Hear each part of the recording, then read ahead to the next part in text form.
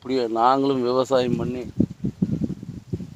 இளநீ மரம் வர வச்ச ஓட்டம் எப்படி இளநீ நம்ம விற்கிறதுக்கு இல்லாட்டியும் பரவாயில்ல, குடிக்கிறதுக்காதாச்சு அந்நாடு இளநீ குடிச்சிக்கலாம், பிரச்சனை இல்லை. எல்லா மரத்துலேயும் வந்ததுன்னா வேணால் ஏதோ பக்கத்தில் இருக்கிறவங்களுக்கு கடையிலலாம் 40 ரூபாய்க்கு விற்றா நம்ம ஒரு 10 15 விற்றோம்னா மக்களுக்கு சௌகரியமாக கிடைக்கும்ல.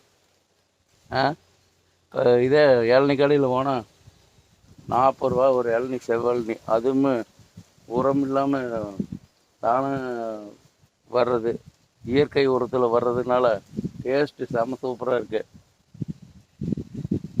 இதை பார்த்துக்குங்க. இதை நம்மளுக்கு தெரிஞ்ச அளவில் விவசாயம் நல்லா பண்ணுறோமா இல்லையானாலும் தெரியாது. ஆனால் வாழை போட்டு ஒரு 3 வருஷம் வாழையெல்லாம் வந்தது.